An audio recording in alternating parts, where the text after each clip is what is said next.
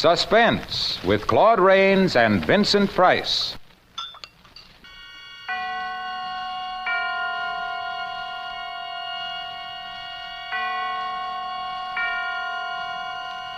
Suspense.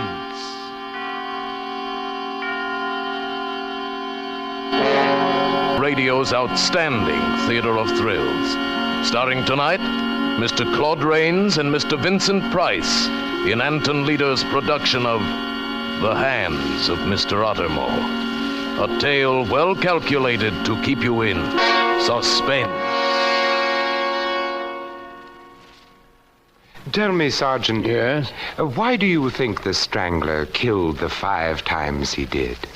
6 times, Mr. Newspaper Man. 6? Yes. Well, I suppose you do know as much about the Strangler as I do. How long have you been on the police force, Sergeant? This is my 15th year as a member of His Majesty's Metropolitan Police, Mr. Newspaper Man. For 10 years, I walked the beats of the Casper Street station, and for the past 5 years, I've been a sergeant at that station. In 15 years, you learn a lot about many things, including murder. Oh, yes, murder. It's a word and a deed which has fascinated more people than you and I could count. By all means, Sergeant, let's talk about murder.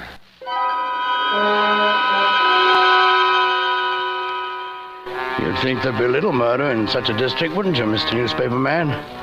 Murder for a bit of heading, cup of tea. There's nothing there to take except lives. And it was there that the Strangler came to practice his grim trade. Already it struck twice. Once on Lagos Street, once on Breen Street. His strong, white hands reaching for an unexpected throat. Then he vanished into the darkness, leaving behind something that once had been a living, breathing human. What was his gain? Perhaps no more than the satisfaction of a job well done. Perhaps he felt he'd done some poor devil a favor, that a sympathetic force led him to his victims the same as a cyclone picks one corner and misses another. I was thinking about that the night I first met you, Mr. Newspaper Man. I was walking down Malin End when I saw you, standing in the shadows. Good evening, officer. Stand where you are. Who are you? From the Daily Herald, officer. Oh, newspaper man, eh? Yes. What you doing here? Oh, looking for a story. Are you expecting to catch the Strangler, officer? What would you know about the Strangler, Mr. Newspaper Man? Only that he likes your district and that you have no idea who he is. That's right. He could be anybody who's about in this district at night. Perhaps even a newspaper man. Oh, you suspect that I might be making my news before I write it? And I shall keep that in mind for dull days. Good night, sir. All right. I watched you, Mr. Newspaper Man, as you walked away. Watched and thought of the force that moved the Strangler. About the same time, that force, whatever it was, brought the Strangler to Mr. Wybrow, an honest worker whom I've seen so many times I can tell you nearly exactly how he spent his last few minutes on Earth. I know the very sound of his footsteps, almost his every thought. And I can hear the footsteps of the man who followed him. It was 6 o'clock of an evening, and Mr. Wybrow was going home from work. He stepped off the tram at High Street and Malin End and walked slowly, wondering if his missus would have herring or haddock for his tea. It was a wretched night, and he could taste the fog in his throat, feel the dampness through the soles of his shoes. He turned down Lagos Street, and the footsteps behind turned with him. And so, one behind the other, the 2 men walked through Lagos and turned into Loyal Lane. Any man other than Mr. Wybrow might have heard some warning in the footsteps that followed him, something that said, "Beware. Beware. Beware." No. The foot of a killer falls just as quietly as the foot of any other worker. But those footfalls were bearing a pair of hands to Mr. Wybrow, and there is something in hands. Behind him, even then, those hands were flexing themselves, feeling the strength run down through the strong fingers. Mr. Wybrow was almost home. He turned down Casper Street, plodding along through the dim light. Small dog barked at the figures. Voices drifted out from the shabby houses, but Mr. Wybrow paid no attention to them or to the steps which followed him. Ahead of Mr. Wybrow was his own house, and he walked a little faster. Maybe it looked like he was going to get away, but the man behind only smiled and followed at the same pace. Mr. Wybrow turned in at his own gate and opened the door. He stepped inside. Is that you, Harry? Yes. What's for tea, Flossie? Harry, you're lucky to be getting that. Who's that? How do I know before I've opened the door? If it's a collector, he can just nip off. Well, what?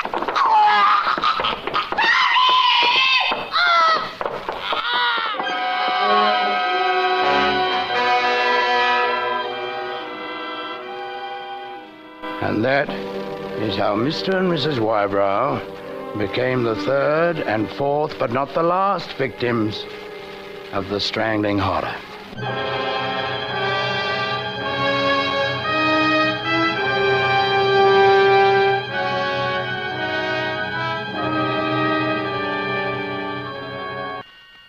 And now it brings back to a Hollywood soundstage Mr. Claude Rains and Mr. Vincent Price in The Hands of Mr. Ottermole, a tale well calculated to keep you in suspense.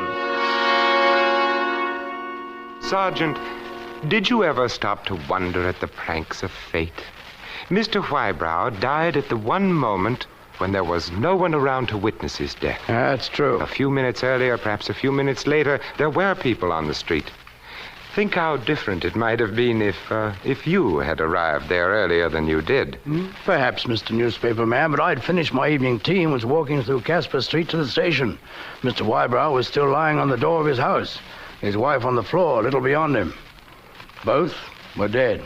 I blew my whistle, and the constable came on the run. We searched the house, then talked to the neighbors on either side. Nobody had heard anything except Mrs. Wybrow's scream, and they thought that just a family fight. There's no sign of anything but brutal murder. While we waited for the ambulance, I suddenly remembered something. Smithers. Yes, sir? Just before I found them, I saw you standing at the end of the lane. What were you up to there? I thought I saw a suspicious character mucking about there, sir, and I was keeping an eye on him. Suspicious character, but blasted. You don't want to look for suspicious characters. You want to look for murderers. Yes, sir. Think we'll get him, sir? Well, just between you and me, Smithers, I have my doubts. With a man who kills to get a few bob, you know he's going to keep on because as soon as he's broke, he'll slosh another one. But a man like this, you don't know when he'll strike again. Or if he'll strike again.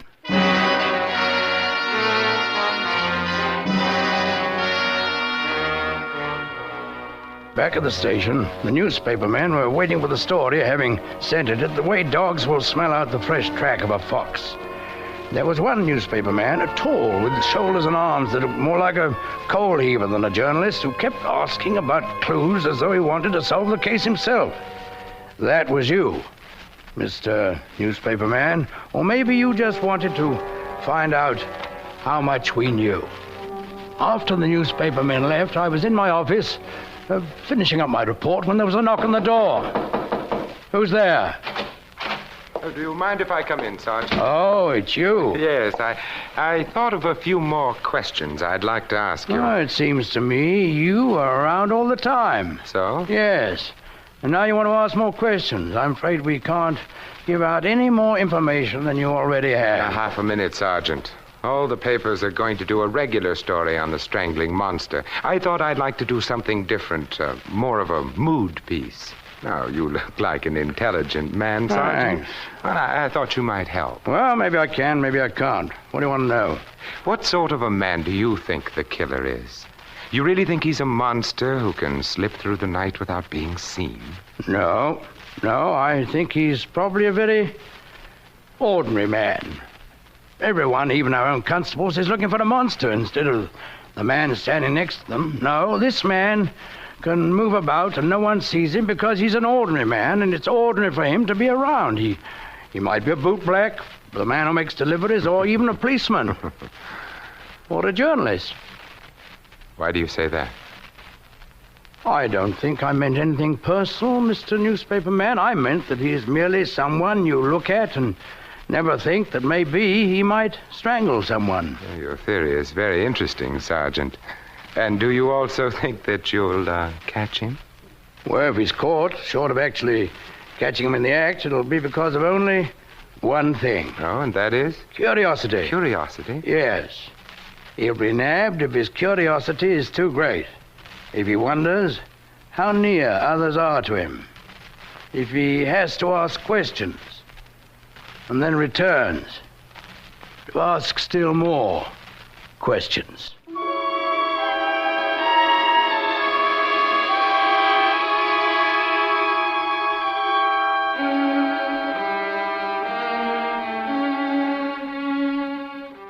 Later that evening, I went out into the district, visiting beat after beat. The presence of the killer, the strangling horror, was in the air. The entire district was given over, not to panic, for London never yields to that, but to fear of the unknown. And while the community still gasped over the deaths of Mr. and Mrs. Wybrow, while fear was moving into every tenement, the killer made his next move. Conscious of the horror caused by his hands and as hungry for more as any giddy girl at her first performance in the music hall, his hands reached out again. Well, I was cutting through Clemming Street when I saw you again, Mr. Newspaper Man. You slipped along the street, peering into alleys. Even then I had a hunch to stop you, yet I felt I had no real reason to suspect you, so I walked on. Peterson and Joyner were patrolling Jarningham Road. It was just 9:32 when I met Joyner near the middle of the street. I spoke to him and went on. At 9:33, I met Peterson coming back from the other end of the street. I answered his greeting and passed, intending to go to the end of the beat and cut over to Logan Passage.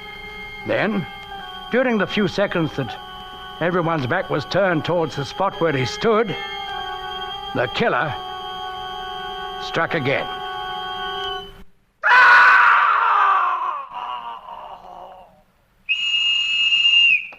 Joyner, here. What the? Good heavens! It's Peterson! Yeah, it's Peterson, dead like the rest of them, strangled right under our noses. Where were you, Joyner? I just reached the end of my beat, Sergeant. Was already turning when I heard your whistle. No, I just passed him on my way to Logan. Then we were covering both ends of the street. He must have come from Minnow Street, or Clemming Street, and gone back the same way before we could see him. It is dimly lit around here, sir. Say, what's up, Constable? I heard... Stand where you are. Oh. It's you, Mr. Newspaper Man? Yes, so he struck again. What happened, Sergeant? I've been checking the beats. Huh. I came up here, passing Joyner, and then Peterson here. I was at this end of the street, Joyner at that, with Peterson in between us going towards Joyner. He cried out once, and then was like this. We saw no one. Where were you when you heard my whistle? On Clemming Street, perhaps half a square down, and no one passed that way. That means that he must have come from Minnow. Shall I ring in, sir? Yeah, go ahead, Joyner. Half a square down Clemming Street, were you? That's right. That's where you were more than 5 minutes ago when I passed and you were coming this way. Well, I thought I saw something in one of the alleys and stopped to look closer. Oh, now, come, Sergeant. Let's not start suspecting each other. The mutual suspicion of this district is catching. Yeah, I suppose it is. Yes, of course. Still, there's a murderer who must be caught, Mr. Newspaper Man.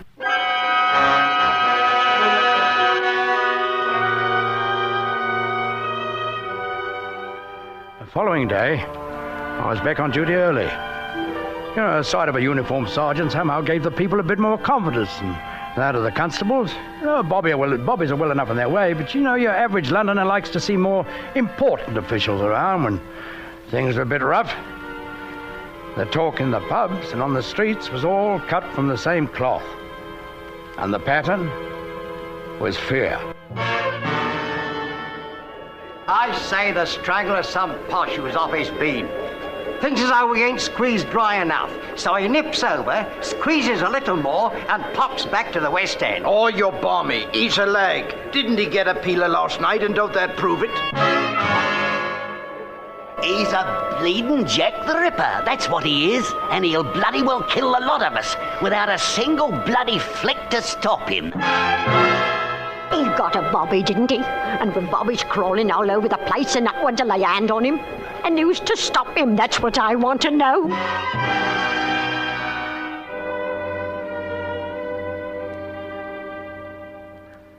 I walked the streets, dropping a bit of cheer here and there. 4 or 5 times I saw you again, Mr. Newspaper Man. Your dark face twisted with emotion as you listened to the talk. This, too, was queer, for you were the only newspaper man I saw in the whole district. By 9 o'clock, I was in Richards Lane, a narrow street, partly a stall market and partly cheap homes. On one side was the shattered wall of the railway yard. The wall of the railway yard put a shadow over the street so that even a garbage can looked like a man crouching. Farther down the street, the outline of the empty market stalls looked like a bunch of ghosts waiting for the man who would send them more ghosts. There was no one on the street, no one to witness that which was about to be. Then, suddenly, in the time between one footfall and another, the wall of silence was broken. Help! He's here!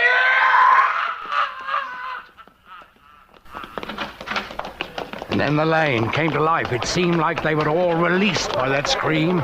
All along the street, doors opened and people poured into the street, muttering as the stored-up anger began to overcome their fear. They milled around, uncertain which way to turn. Then the whistle pointed the direction to them. Gathering like dark clouds, they moved down on the cottage where I stood with the constables. The sight of so many of us made them feel that he would now be caught, and that anger came up in answer to it. Well, go in and get him! What you waiting for? He's through killing now. Go on and get him, you bloody feelers. He ought to be strung up, that's what Break it up. Move back, all of you. Joiner, get around to the back and meet the constables there. Martin, Addison, take the house on the left. Jones, Edmonds, take the house on the right. Betts, you come with me. Save a piece of it for me, Sergeant! Inside the cottage, a whole family lay dead, fallen around the supper table. One look at their necks showed us the strangler's trademark again, but there was nothing in that cottage except death.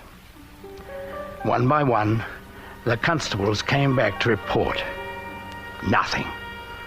Once more, he had killed and slipped away. Again, I looked out at the crowd, now beginning to move back as they realized we were empty-handed. Suddenly I saw in the front ranks your face again, the newspaper man who seemed to be everywhere I turned.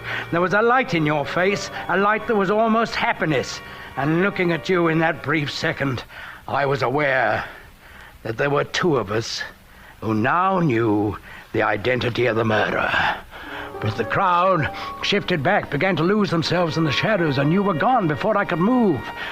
The strangler had struck again, and again. We were empty-handed as we waited for the ambulance.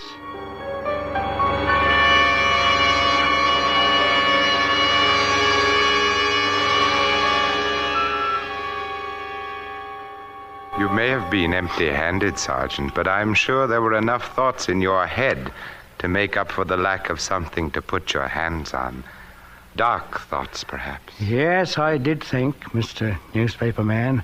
I tried to imagine what you were doing during the next hour. I thought perhaps that you went to the nearest pub and sat alone at the bar, attended by a frightened barmaid. I think you dismissed the strangling horror from your mind and thought only of the glass of stout and the sandwich, for even such men as you must rebuild their strength. I think you looked at the sandwich, noticing that it was skimpy, as bar sandwiches usually are, and you may have thought idly of the inventor of the sandwich, the Earl of Sandwich, then of George IV, then of all the Georges, as any good Englishman might, and so to that George who wondered how the apple got into the apple dumpling. It was while thinking of that and how the ham got into the ham sandwich that your mind came back to the people who had been murdered. Maybe it was then that you thought of the simplest fact of all, that the murderer could escape by either running away or by standing still. It was then, I think, that you got up from the bar without finishing your sandwich. It was perhaps 20 minutes later that you walked down the street and met the man you were looking for. Well, seen anything of the murderer, Sergeant? Oh, it's you again. Yes. No, nor is anybody else. And I doubt if they ever will. Oh, I don't know. He's already struck 5 times. I've been thinking about it, and I've got an idea. So? Yes, came to me all of a sudden. And I felt that we'd all been blind. It's been staring us in the face. Oh? Has it now? Huh. Well, if you're so sure, why not give us the benefit of it? I'm going to. Yes, it seems quite simple now. But there's still one more point I don't quite understand. I mean the motive. Now, as man to man, tell me, Sergeant Ottermole, just why did you kill those inoffensive people? Well, to tell the truth, Mr. Newspaper Man, I don't know.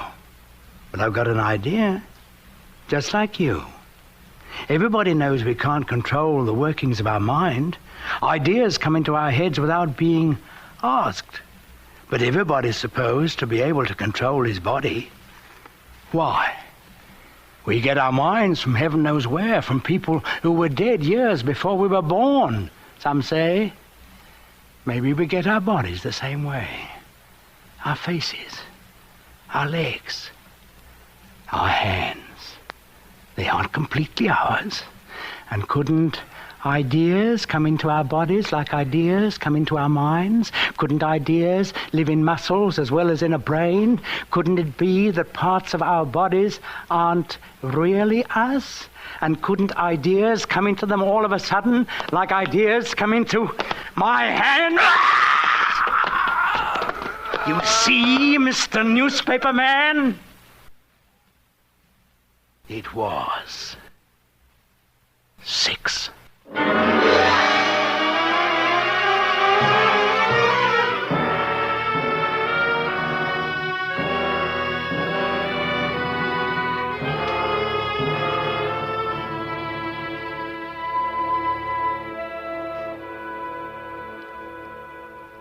One other thing the newspaper man did while he was in that pub. He'd called his newspaper and told them his idea and said he was coming to meet me. And so they're hanging me, killing me for something which my hands did. I had nothing to do with it. You can see that. But what hurts me the most is what the judge said when he sentenced me. It's not true. It's not true, I tell you, that if I lived, someday these hands, my hands, they say, might reach out for you.